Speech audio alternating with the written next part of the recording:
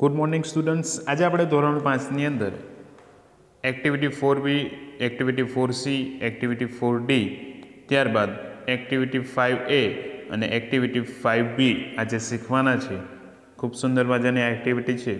આપણે ગઈકાલે યુનિટ શીખી ગયા, તો એના આધારે આપણે આજે ટ્રુ ફોલ્સ, ત્યારબાદ જોડકા જોડો અને ત્યારબાદ એક્ટિવિટી 4D ને પણ આપણે શીખવાની છે। તો આપણે સૌપ્રથમ એક્ટિવિટી 4B ને જોઈએ, જેમાં આપેલ છે સાચા વિધાન સામે ટ્રુ અને ખોટા વિધાન સામે ફોલ્સ લખો। ટ્રુ એટલે કે સાચું, ફોલ્સ એટલે કે ખોટું। તો ચલો આપણે સૌ કોઈ જોઈએ। વી ફાયર ક્રેકર્સ ઓન હોલી। શું આપણે ફટાકડા હોળીના દિવસે ફોડીએ છીએ? તો આપણે ફટાકડા તો ક્યારે ફોડીએ છીએ? તો દિવાળીએ ફોડીએ છીએ। એટલે અહીં આ વાક્ય કેવું છે? ફોલ્સ છે। એટલે અહીંયા આપણે જોઈએ છીએ કે ખોટું છે, તો અહીં દર્શાવેલ છે એટલે આપણે અહીંયા શું લખ્યું છે? ફોલ્સ। ત્યારબાદ આપણે જોઈશું કે we make rangoli on Uttarayan. અમે રંગોળી ઉત્તરાયણ પર બનાવીએ છીએ। શું આપણે રંગોળી ઉત્તરાયણ પણ બનાવીએ છીએ? નહીં। તો આપણે રંગોળી ક્યારે બનાવીએ છીએ? તો આપણે રંગોળી એ દિવાળી ઉપર બનાવીએ છીએ। તો એટલે અહીં આ વાક્ય કેવું છે? ફોલ્સ છે। ત્યારબાદ વી પરફોર્મ ગરબા ઓન નવરાત્રિ। કે આપણે ગરબા ક્યારે ગાઈએ છીએ? નવરાત્રિ પર। તો આ વાક્ય કેવું છે? સાચું છે। એટલે અહીંયા શું આવશે? ટ્રુ। ત્યારબાદ we decorate our homes on new year. કે આપણે જે છે કે આપણા ઘરને નવા વર્ષના દિવસે આપણે શણગારીએ છીએ। તો અહીં આ વાક્ય કેવું છે? તો એ વાક્ય સાચું છે, બરાબર છે, કારણ કે આપણે નવા વર્ષના દિવસે આપણે જે છે કે આપણા ઘરને શણગારતા હોઈએ છીએ। ત્યારબાદ વી ઇટ સ્વીટ્સ ઓન દિવાળી। આપણે દિવાળીના દિવસે મીઠાઈઓ ખાઈએ છીએ। તો આ વાક્ય કેવું છે? આ વાક્ય પણ કેવું છે? તો સાચું છે। ત્યારબાદ આપણે એના પછીની એક્ટિવિટી આપણે 4C ને આપણે જોવાની છે। તમને અહીં દર્શાવેલી છે, તો આપણે જોવાનું છે કે ઓન ક્રિસમસ। ક્રિસમસ તો હમણાં આપણે જુઓ ડિસેમ્બર મહિનાની અંદર ક્રિસમસ આવશે જ, એટલા માટે તો એ તહેવારને આપણે કયા તહેવાર તરીકે ઉજવીએ છીએ? તો ત્યારે આપણે સૌ કોઈ એકબીજાને તો મેરી ક્રિસમસ તરીકે આપણે એકબીજાને જે છે કે સંબોધન કરીને બોલાવીએ છીએ, એકબીજાને મેરી ક્રિસમસ કહીએ છીએ। ત્યારબાદ આપણે હોળીના તહેવાર ઉપર આપણે જે છે કે એકબીજાને શું કહીએ છીએ? તો આપણે એકબીજાને હેપી હોલીથી આપણે એકબીજાને જે સંબોધન કરતા હોઈએ છીએ। ત્યારબાદ ઓન ન્યૂ યર એટલે કે નવા વર્ષ પર આપણે સૌ કોઈ બધાને કેવી રીતે બોલાવતા હોઈએ છીએ? તો બધાને હેપી ન્યૂ યર કહીને આપણે જે છે કે નવા વર્ષની શુભકામના પાઠવતા હોઈએ છીએ। ત્યારબાદ ઓન દિવાળી। તો દિવાળી ઉપર આપણે એકબીજાને કેવી રીતના શુભકામનાઓ પાઠવતા હોઈએ છીએ? તો ત્યારે આપણે એકબીજાને આપણે હેપી દિવાળી કહીને જે છે કે શુભકામનાઓ પાઠવતા હોઈએ છીએ। ત્યારબાદ ઓન ઈદ। તો ઈદ ઉપર આપણે એકબીજાને કેવી રીતે શુભકામનાઓ પાઠવતા હોઈએ છીએ? ત્યારે આપણે એકબીજાને ઈદ મુબારક કહીને આપણે જે છે કે એ તહેવારની શુભકામનાઓ પાઠવતા હોઈએ છીએ। ચાલો, ત્યારબાદ એક્ટિવિટી 4D। તો એની અંદર તમને દર્શાવેલ છે કે અહીં કેટલીક વસ્તુઓના નામ આપેલા છે, તો તે કયા ઉત્સવને લાગુ પડે છે તેની સમૂહમાં ચર્ચા કરો અને દરેક ઉત્સવમાં પુસ્તકમાં તે નામને યોગ્ય રીતે લખવાનું છે। તો આપણે સૌ પ્રથમ જોઈશું તો અહીં બલૂન્સ। તો આપણે બલૂન્સ ક્યાં જોવા મળશે? તો બલૂન્સ એ આપણે બર્થડે પાર્ટીની અંદર આપણે બલૂન્સનો ઉપયોગ કરતા હોઈએ છીએ। ત્યારબાદ આપણે ગાર્લેન્ડ્સ। તો એ ગાર્લેન્ડ્સ પણ એક જે છે એ ફૂલના જે છે કે હાર હોય છે, તો એ હારનો ઉપયોગ આપણે દિવાળીના તહેવારો ઉપર આપણે એ ઉપયોગ કરતા હોઈએ છીએ। ત્યારે ફેસ્ટૂન, તો એ જે છે એ એક ફૂલનું તોરણ છે તો એ તોરણનો ઉપયોગ પણ આપણે દિવાળીના તહેવાર ઉપર જ કરતા હોઈએ છીએ. ત્યારબાદ કલર્સ. તો કલર્સનો ઉપયોગ આપણે એટલે કે રંગોનો ઉપયોગ ક્યારે કરતા હોઈએ છીએ? તો આપણે હોળીના તહેવાર ઉપર આપણે એનો ઉપયોગ કરતા હોઈએ છીએ. ત્યારબાદ કેન્ડલ્સ. તો કેન્ડલ્સનો ઉપયોગ આપણે સૌ કોઈ બર્થડેમાં કરતા હોઈએ છીએ, એટલે કે જન્મદિવસ ઉપર આપણે એનો ઉપયોગ કરતા હોઈએ છીએ. ત્યારબાદ કાઇટ એટલે કે પતંગ. તો પતંગ ક્યારે ચગાવીએ છીએ? તો આપણે મકર સંક્રાંતિ એટલે કે કાઇટ ફ્લાઇંગ ડેના દિવસે આપણે ચગાવીએ છીએ. ત્યારબાદ ચોકલેટ્સ. તો ચોકલેટ્સનો ઉપયોગ આપણે ક્યારે કરીએ છીએ? તો બર્થડેમાં આપણે સૌ કોઈ એ ચોકલેટ્સનો ઉપયોગ કરીએ છીએ. ત્યારબાદ લેમ્પ. તો લેમ્પનો ઉપયોગ આપણે ક્યારે કરીએ છીએ? ઘરને સજાવવા માટે દિવાળીના તહેવાર ઉપર આપણે સૌ કોઈ કરીએ છીએ.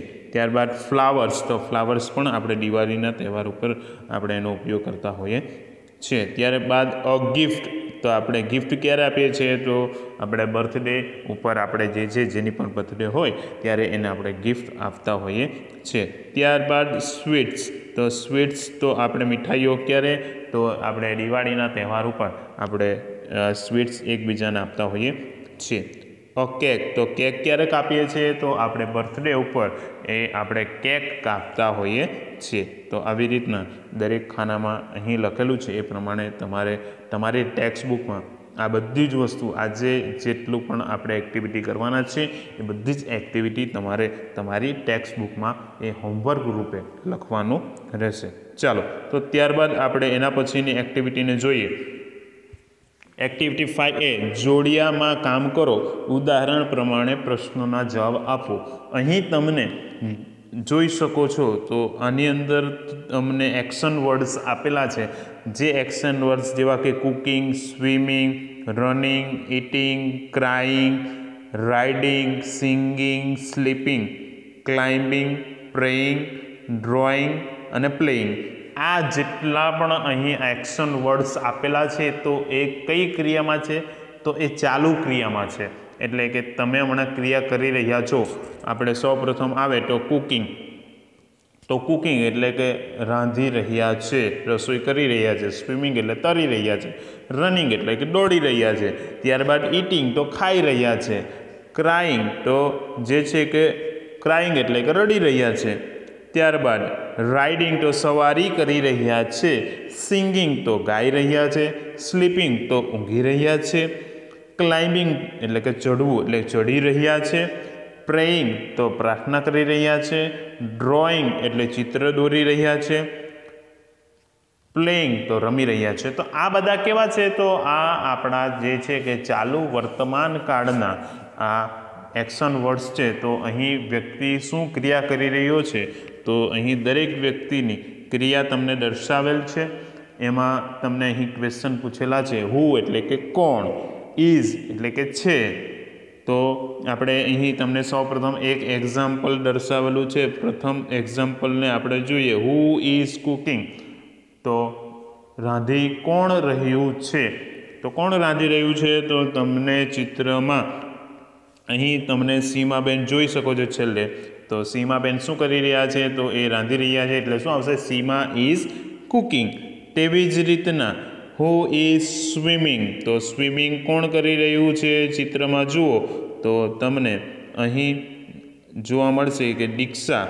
તો એ દીક્ષા શું કરી રહી છે? તો સ્વિમિંગ કરી રહી છે. એટલે અહીંયા શું આવશે? દીક્ષા ઇઝ સ્વિમિંગ. ત્યારબાદ આપણે એના પછીના વાક્યને જોઈએ. Who is running. તો હુ ઇઝ રનિંગ કોણ દોડી રહ્યું છે? તો ચિત્રમાં તમે જોઈ શકો છો. તો અહીં કલરવ ઇઝ રનિંગ એટલે કે કલરવ દોડી રહ્યો છે. Who is eating. તો ખાઈ કોણ રહ્યું છે? તો જુઓ કોણ ખાઈ રહ્યું છે? તો અહીં તમને કાવ્યા એ પોતે ખાતી દેખાઈ રહી છે. એટલા માટે Kavya is eating. Who is crying. કોણ રડી રહ્યું છે? તો અહીં આપણે જોઈ શકો છો રાઘવ. તો રાઘવ શું કરી રહ્યો છે? તો રાઘવ રડી રહ્યો છે. એટલે Raghav is crying. Who is riding a bicycle. તો સાયકલ કોણ હંકારી રહ્યું છે? તો અહીં આપણે જુઓ તો Veer is riding a bicycle. Veer cycle હંકારી રહ્યો છે. ત્યારબાદ હુ ઇઝ સિંગિંગ, ગાઈ કોણ રહ્યું છે, તો ગીત કોણ ગાઈ રહ્યું છે, તો અહીં જુઓ ઇમરાન ઇઝ સિંગિંગ, એટલે કે ઇમરાન ગાઈ રહ્યો છે. ત્યારબાદ હુ ઇઝ સ્લીપિંગ, ઊંઘી કોણ રહ્યું છે, તો અહીંયા જુઓ રૈના, તો રૈના ઇઝ સ્લીપિંગ, એટલે રૈના ઊંઘી રહ્યો છે. Who is climbing a tree, ઝાડ ઉપર કોણ ચડી રહ્યું છે, તો અહીં તમે જોઈ શકો છો તો રેશમ ઇઝ ક્લાઇમ્બિંગ અ ટ્રી, તો રેશમ જે છે ઝાડ ઉપર ચડી રહ્યો છે. ત્યારબાદ હુ ઇઝ પ્રેઇંગ, પ્રાર્થના કોણ કરી રહ્યું છે, તો પ્રાર્થના અહીંયા જુઓ તો પ્રાર્થના મીરા ઇઝ પ્રેઇંગ, મીરા પ્રાર્થના કરી રહી છે. Who is drawing a picture, ચિત્ર કોણ દોરી રહ્યું છે, તો અહીં આપણે જોઈ શકો છો ઉપર તો કેના ઇઝ ડ્રોઈંગ અ પિક્ચર, કેના ચિત્ર દોરી રહી છે. હુ ઇઝ પ્લેઇંગ, તો પ્લેઇંગ એટલે કોણ રમી રહ્યું છે, તો એન્થોની ઇઝ પ્લેઇંગ, તો એન્થોની રમી રહ્યો છે. તો આવી રીતના આપણે જે કોણ ક્રિયા કરી રહ્યું છે તો ક્રિયાના આધારે આપણે વ્યક્તિને ઓળખવાના છે. એ તો અહીં ખૂબ સુંદર મજાની આપણે એક્ટિવિટી શીખ્યા. હવે ત્યારબાદ એક્ટિવિટી 5B, તો એક્ટિવિટી 5Bની અંદર પણ આપણે જોઈએ તો ઉદાહરણ પ્રમાણે ચિત્ર સાથે વાક્ય જોડો અને ક્રિયા કરનારનું નામ ચિત્ર નીચે લખો. તો હવે આપણે નામ લખવાના છે, ભાઈ કોણ શું કરી રહ્યું છે, તો આપણે સૌપ્રથમ પહેલું આપણે જોઈએ તો ઈવા ઇઝ રનિંગ, તો ઈવા શું કરી રહી છે, દોડી રહી છે. પછી જેસ્મીન ઇઝ સ્લીપિંગ, તો જેસ્મીન શું કરી રહી છે, ઊંઘી રહી છે. ત્યારબાદ અંજલિ ઇઝ ઇટિંગ, તો અંજલિ ખાઈ રહી છે. સંધ્યા ઇઝ રીડિંગ અ બુક, સંધ્યા શું કરી રહી છે, તો પુસ્તક વાંચી રહી છે. ત્યારબાદ Bulbul is standing on the chair, Bulbul જે છે કે ખુરશી ઉપર ઊભી રહી છે. ત્યારબાદ Mayur is climbing a tree, Mayur ઝાડ ઉપર ચડી રહ્યો છે. તો અહીં આપણને આ બધા વાક્યો આપેલા છે, તો અહીં આપણે ચિત્રમાં જોવાનું છે કે કોણ કઈ ક્રિયા કરી રહ્યું છે, તો એનું નામ શું છે, તો એ આપણને અહીંથી આપણને ખબર પડશે. ચાલો તો આપણને સૌ પ્રથમ આપણે જોઈશું તો એની અંદર આ ચિત્રમાં આપણે જોઈએ તો પહેલું ચિત્ર જે છે તો એમાં છોકરી શું છે, તો ખુરશી ઉપર ઊભી રહી છે. તો અહીં આપણને શું જવાબ આવશે, તો આપણને આ ચિત્રમાં અહીંયા બધા સેન્ટેન્સ આપેલા છે, તો એની અંદર આપણે છેલ્લેથી બીજુંમાં જુઓ Bulbul is standing on the chair, તો અહીં નામ શું આવશે, બુલબુલ. તો આપણે જોયું.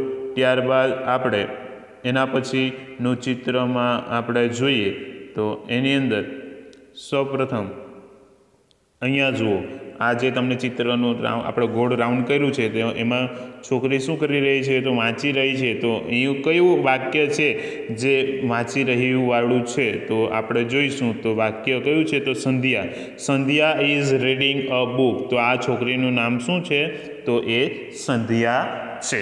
ત્યારબાદ આપણે એના પછીનું વાક્યને આપણે જોઈશું. તો અહીં આપણે જોઈ શકો છો